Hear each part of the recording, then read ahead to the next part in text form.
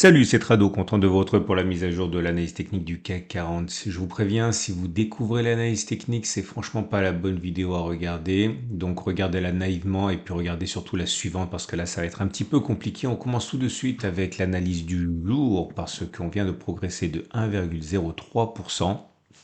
Et on vient de combler le gap. C'est important qu'on ait comblé ce gap parce que ça veut dire beaucoup et surtout ça va venir complètement en contradiction avec ce qu'on va dire un petit peu plus tard, montrant la difficulté et le fait que l'on ait comblé ce gap normalement nous invite à considérer que l'on aille plus haut. Et je le répète, c'est une invitation à considérer que l'on puisse aller plus haut. Jusqu'où? Eh bien, pourquoi pas ne pas ambitionner un retour sur cette zone-là, puisqu'on n'a pas grand-chose a priori pour nous empêcher d'y aller. Ça veut dire que la porte est ouverte pour une progression d'encore, allez, 3% au maximum, pour aller combler le gap, par exemple, le deuxième gap qui a été ouvert ici.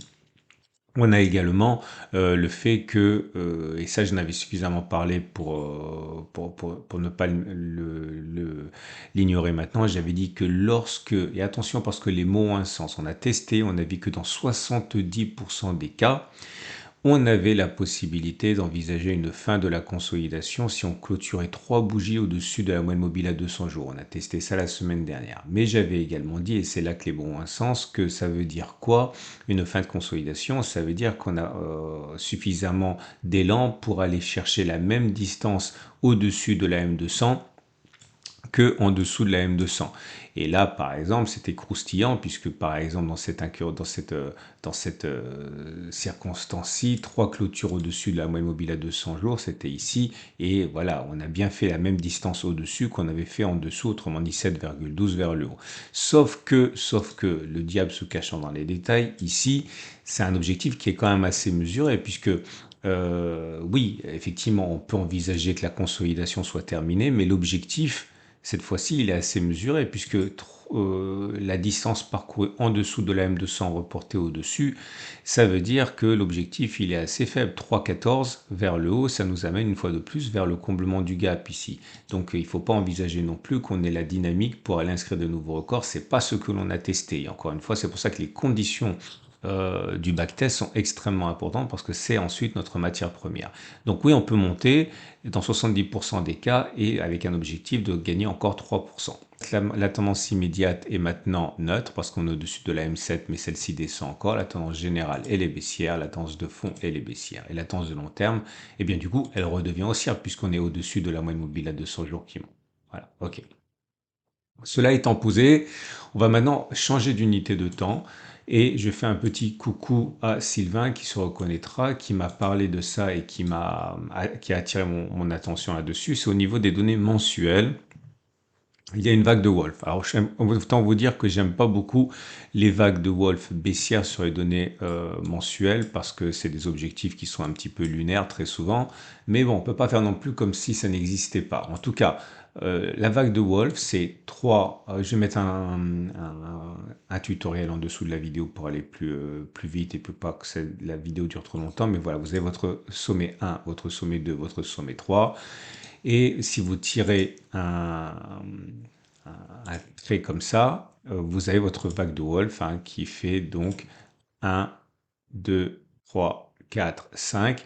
Et si on active cette vague de Wolf en clôturant en dessous de la demi-droite, l'objectif c'est d'aller chercher dans un premier temps le niveau de prix du point 4.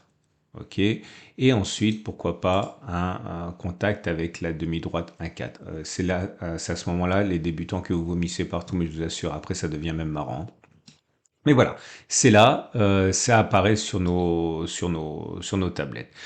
Le problème, c'est que compte tenu de cet objectif qui était quand même assez inquiétant, j'ai décidé de tester quelque chose sur les données mensuelles, ok? Et ça se passe au niveau du SAR. Je ne fais pas souvent hein, les backtests sur les données mensuelles, mais regardez le SAR, il vient d'être cassé. Ici, les petits points verts ont été basculés par le prix et ils deviennent rouges. Le SAR devient baissier. Ça s'est produit par exemple là. Ok. Et j'ai testé la situation suivante.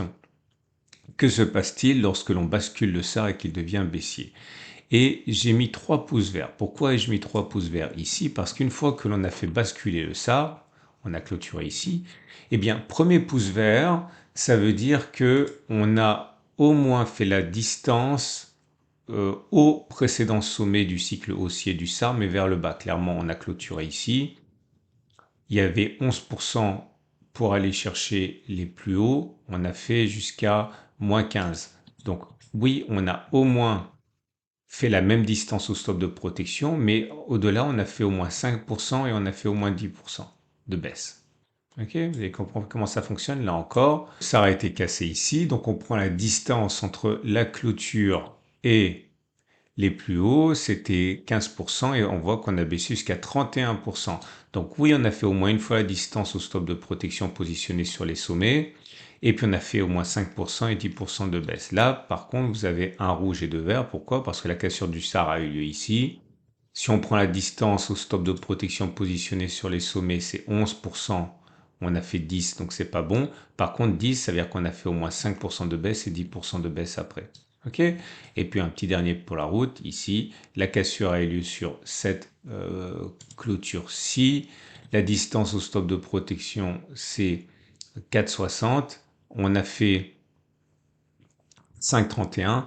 Donc oui, on a fait une fois la distance saut de protection. Oui, on a perdu 5%, mais non, on n'a pas perdu 10%, puisqu'ici, on est venu toucher le stop de protection. Vous avez compris?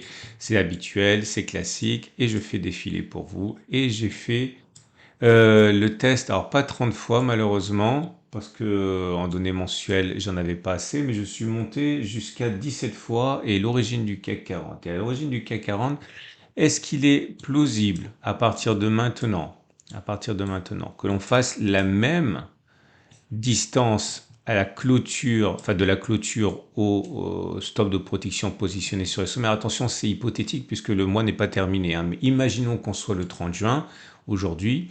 Donc une fois la distance stop de protection, c'est-à-dire 7,09 vers le bas, une chance sur deux. Ça a fonctionné 9 fois, ça a échoué 8 fois, autrement dit, ça a fonctionné dans 53% des cas, une chance sur deux.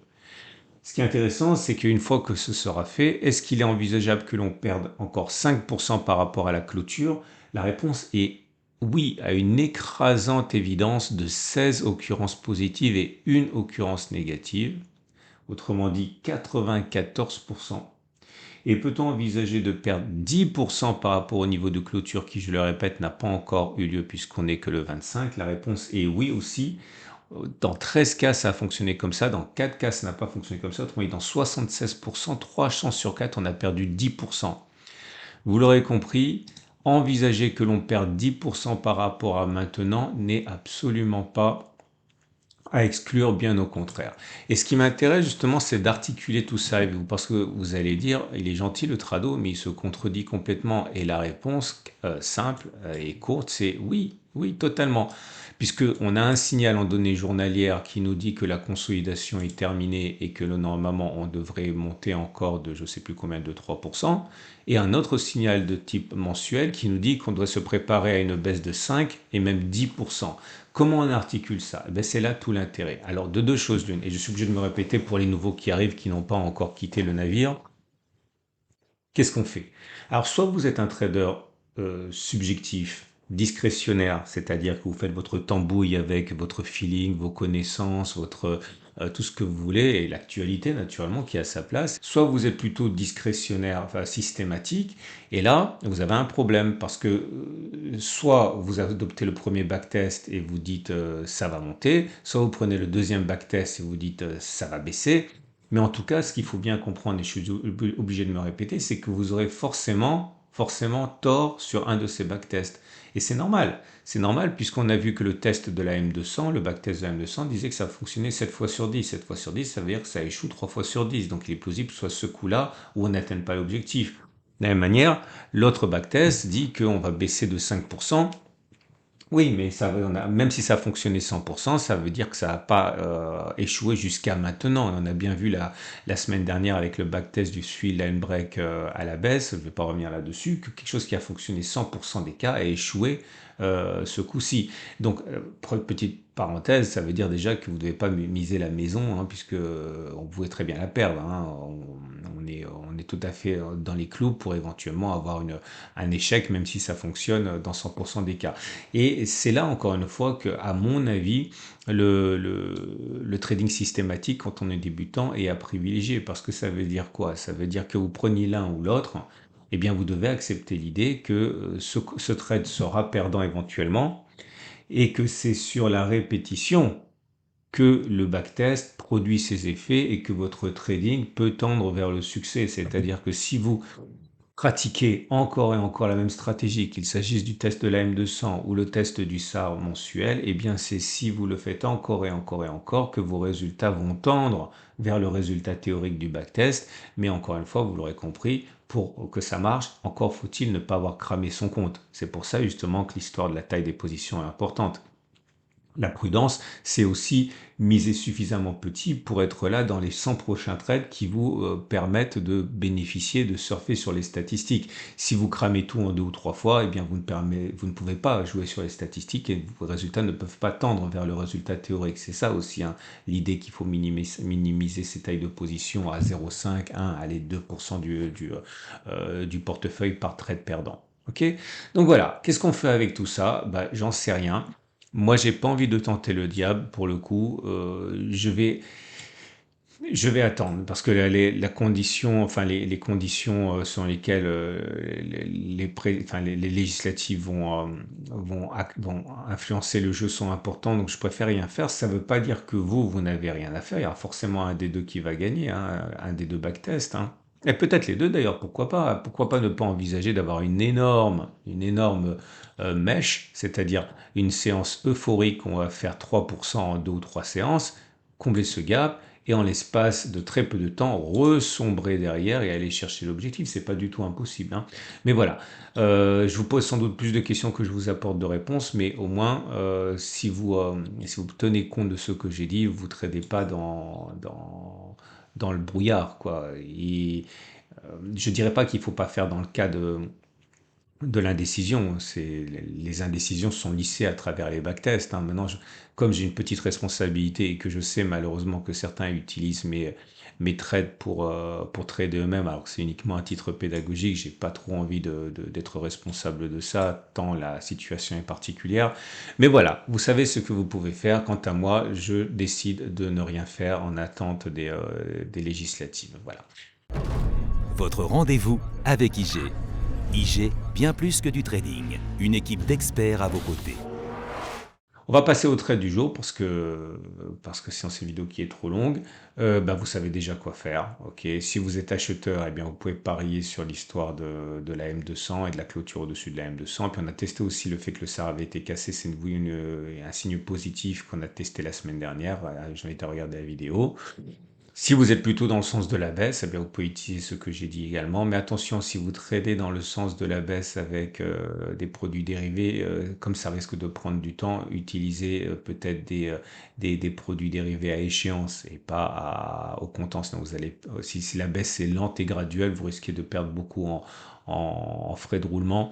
Donc, utilisez notamment si votre courtier le permet, comme IG Market, j'ai des CFD à échéance et pas au comptant. Ça coûte un petit peu plus cher, mais après vous êtes tranquille au niveau de la durée de votre trade. Voilà, c'est une excellente journée. J'espère que ça vous a éclairé un petit peu. Et je suis désolé si vous êtes débutant, c'est un peu difficile, mais ça vaut la peine parce qu'au bout d'un moment, il faut monter en régime, hein. À demain pour la mise à jour.